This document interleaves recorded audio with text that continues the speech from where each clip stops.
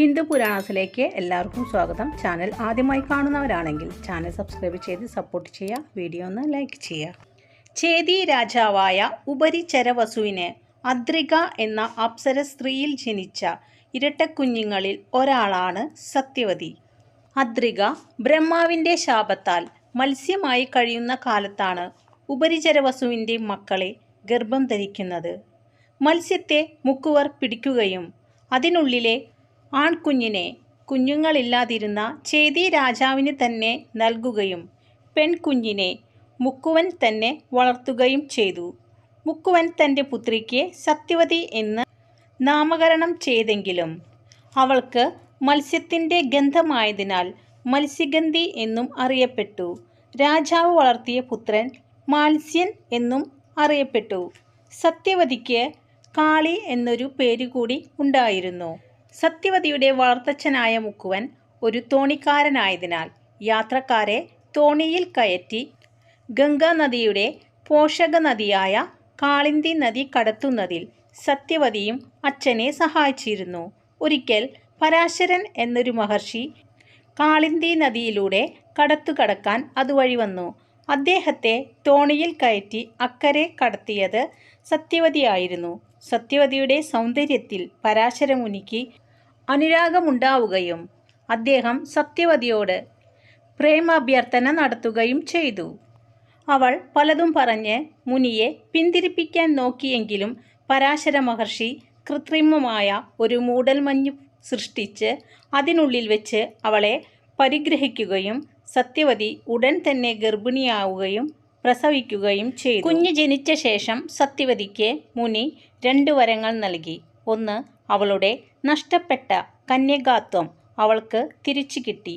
2, അവളുടെ മത്സ്യഗന്ധം മാറി പകരം കസ്തൂരി ഗന്ധം അവളുടെ ശരീരത്തിൽ നിറഞ്ഞു നിന്നു. സത്യവതിക്ക് പരാശരമുനിയിൽ ജനിച്ച പുത്രനാണ് ദ്വൈപായനൻ. മഹാവിഷ്ണുവിൻ്റെ അവതാരമായതിനാൽ കൃഷ്ണദ്വൈപായനൻ എന്നറിയപ്പെട്ടു. വേദങ്ങളെ 4 വിഭജിച്ചതുകൊണ്ട് വേദവ്യാസൻ എന്ന പേരിലും അറിയപ്പെട്ടു. വേദവ്യാസൻ ജനിച്ച ഉടൻ തന്നെ യുവാവായി മാറുകയും സത്യവതി എപ്പോൾ ആവശ്യപ്പെടുമോ അപ്പോൾ അടുത്തെത്തുമെന്ന് പറഞ്ഞ് തപസ്സിനായി പുറപ്പെടുകയും ചെയ്തു. സത്യവതി വീണ്ടും പഴയ മുക്കുവക്കന്യകയായ കടത്തുകാരിയായി ജീവിതം തുടർന്നു. അങ്ങനെയൊരു ദിവസം ശന്തനു മഹാരാജാവ് അവിടെ എത്തുകയും അവളോട് പ്രണയം തോന്നുകയും ചെയ്തു. തുടർന്ന് ശന്തനു മഹാരാജാവ് സത്യവതിയോട് പ്രണയാഭ്യർത്ഥന നടത്തി. എന്നാൽ തന്നെ വിവാഹം കഴിക്കണമെന്ന് തൻ്റെ പിതാവിനോട് പറയാനായി സത്യവതി മഹാരാജാവിനോട് ആവശ്യപ്പെട്ടു. തുടർന്ന് ശന്തനു മഹാരാജാവ് സത്യവതിയുടെ വളർത്തുപിതാവായ മുക്കുവ രാജാവിനെ കണ്ട് തൻ്റെ ഇഷ്ടം അറിയിച്ചു. തൻ്റെ മകളുടെ മക്കൾക്ക് രാജാവകാശം കിട്ടുമെങ്കിൽ മാത്രമേ വിവാഹത്തിന് സമ്മതം നൽകൂ എന്ന് മുക്കുവ രാജാവ് തീർത്തു പറഞ്ഞു. എന്നാൽ ശന്തനുവിന് അത് സമ്മതമായിരുന്നില്ല. കാരണം ശന്തനുവിൻ്റെ ആദ്യ പത്നിയായ ഗംഗാദേവിയിൽ ദേവവ്രതൻ എന്നൊരു മകൻ രാജാവിന് ഉണ്ടായിരുന്നു. എപ്പോഴും മൂത്ത പുത്രനായിരിക്കും രാജാവാവുക. കൊട്ടാരത്തിൽ തിരിച്ചെത്തിയ രാജാവിൻ്റെ മനസ്സിൽ നിന്നും സത്യവതിയുടെ രൂപം മായാതെ നിന്നു. എപ്പോഴും ശോകമൂകനായിരിക്കുന്ന പിതാവിൻ്റെ ശോകകാരണം മനസ്സിലാക്കിയ ദേവവ്രതൻ തനിക്ക് രാജാധികാരം വേണ്ടെന്നും സത്യവതിക്കുണ്ടാകുന്ന പുത്രന്മാർ രാജ്യം ഭരിച്ചോട്ടെ എന്നും താൻ ഇനി മുതൽ ബ്രഹ്മചാരിയായിരിക്കുമെന്നും ശപഥം ചെയ്തു. അന്നു മുതൽ ദേവവ്രതൻ ഭീഷ്മർ എന്ന പേരിൽ അറിയപ്പെട്ടു. ഇതു കേട്ട മുക്കുവ രാജാവ് സത്യവതിയെ ശന്തനു മഹാരാജാവിന് വിവാഹം ചെയ്തു കൊടുക്കാൻ സമ്മതിച്ചു. തൻ്റെ മകൻ്റെ ത്യാഗത്തിൽ പ്രസാദിച്ച ശന്തനു മഹാരാജാവ് ദേവവ്രതന് സ്വച്ഛന്ത മൃത്യു എന്ന വരം നൽകി അനുഗ്രഹിച്ചു. തുടർന്ന് ഇരുവരുടെയും വിവാഹം നടന്നു. സത്യവതിക്ക് ശന്തനു മഹാരാജാവിൽ നിന്ന് 2 പുത്രന്മാരുണ്ടായി. ചിത്രാംഗതൻ, വിചിത്രവീര്യൻ.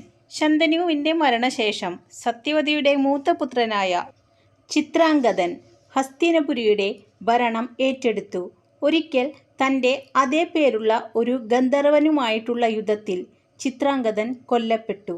കുട്ടികളില്ലാതിരുന്ന ചിത്രാംഗദൻ്റെ മരണത്തിനു ശേഷം രാജ്യഭാരം സത്യവതിയുടെ ഇളയ പുത്രനായ വിചിത്രവീര്യൻ ഏറ്റെടുത്തു. രാജ്യഭാരം ഏറ്റെടുക്കുമ്പോൾ വിചിത്രവീര്യൻ ബാലനായിരുന്നു. അതുകൊണ്ട് ഭീഷ്മരായിരുന്നു വിചിത്രവീര്യനു വേണ്ടി ഭരണം നടത്തിയത്. വിചിത്രവീര്യൻ യുവാവായപ്പോൾ ഭീഷ്മർ അദ്ദേഹത്തിനു വേണ്ടി വധുവിനെ അന്വേഷിക്കാൻ തുടങ്ങി. കാശിയിലെ രാജാവ് തൻ്റെ 3 പെൺമക്കൾക്കായി സ്വയംവരം നടത്തുന്നതായി ഭീഷ്മർ അറിഞ്ഞു. വിചിത്രവീര്യൻ വളരെ ചെറുപ്പമായതിനാൽ സ്വയംവരത്തിൽ വിജയിച്ചില്ലെങ്കിലോ എന്നു കരുതി ഭീഷ്മർ സ്വയംവര ചടങ്ങിലെത്തി 3 രാജകുമാരിമാരെയും തട്ടിക്കൊണ്ടുവരികയും ചെയ്തു. എന്നാൽ ഇവരിൽ അംബ താൻ പ്രണയിക്കുന്ന സ്വാൽവനെ വിവാഹം കഴിക്കാൻ താൽപ്പര്യം കാണിച്ചു. തുടർന്ന് വിചിത്രവീര്യൻ അംബികയെയും അംബാലികയെയും വിവാഹം കഴിച്ചു. വിവാഹം കഴിഞ്ഞ് അധികകാലം കഴിയുന്നതിനു മുമ്പ് ക്ഷയരോഗം ബാധിച്ച് വിചിത്രവീര്യൻ മരണത്തിന് കീഴടങ്ങി. മരണസമയത്ത് വിചിത്രവീര്യന് കുട്ടികൾ ഇല്ലാത്തതിനാൽ രാജ്യത്തിന് കിരീടാവകാശി ഇല്ലാതായി. തുടർന്ന് സത്യവതി ഭീഷ്മരോട് വിവാഹിതനാവാൻ ആവശ്യപ്പെട്ടു. എന്നാൽ തൻ്റെ പ്രതിജ്ഞ ലംഘിക്കാൻ ഭീഷ്മർ തയ്യാറായില്ല. മാത്രമല്ല സത്യവതിയുടെ പുത്രനായ വേദവ്യാസനെ വിളിച്ചുവരുത്തി. അംബാലികയ്ക്കും അംബികയ്ക്കും 2 പുത്രന്മാരെ നൽകാൻ ആവശ്യപ്പെടണമെന്ന് ഭീഷ്മർ സത്യവതിയോട് ആവശ്യപ്പെട്ടു. സത്യവതിയുടെ അപേക്ഷപ്രകാരം വിചിത്രവീര്യൻ്റെ പത്നിമാർക്ക് ഓരോ പുത്രന്മാരെ നൽകാമെന്ന് വ്യാസൻ ഉറപ്പു നൽകിയതിനാൽ സത്യവതി വ്യാസനെ അംബികയുടെ അന്തഃപുരത്തിലേക്ക് പറഞ്ഞയച്ചു. വിരൂപിയായ വേദവ്യാസനെ കണ്ട ഉടനെ അംബിക കണ്ണുകൾ പൊത്തി. അതിനാൽ അവൾക്കുണ്ടായ പുത്രൻ അന്ധനായിത്തീർന്നു. അംബാലികയാകട്ടെ തനിക്ക് പകരം തൻ്റെ തോഴിയെയാണ് അവളുടെ കിടപ്പുമുറിയിൽ ഇരുത്തിയത്. തോഴി അദ്ദേഹത്തെ എല്ലാ ബഹുമാനത്തോടും കൂടി സ്വീകരിച്ചു.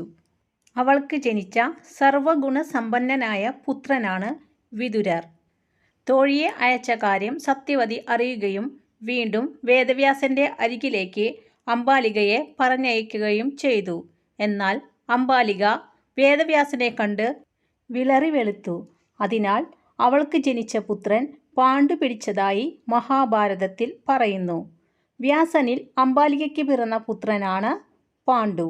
അങ്ങനെ 3 പേർക്കും കൂടി ധൃതരാഷ്ട്രർ, പാണ്ഡു, വിതുരർ എന്നിങ്ങനെ 3 പുത്രന്മാരും ജനിച്ചു. ഹസ്തിനപുരിയുടെ രാജമാതാവായി 3 തലമുറകൾ വാഴാൻ സത്യവതിക്കു കഴിഞ്ഞു.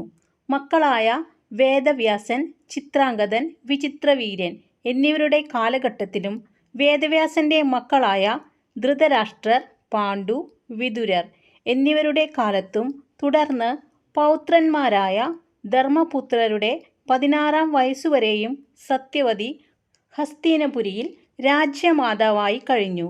അർജുനന് 4 വയസ്സുള്ളപ്പോഴാണ് പാണ്ഡു മരിക്കുന്നത്.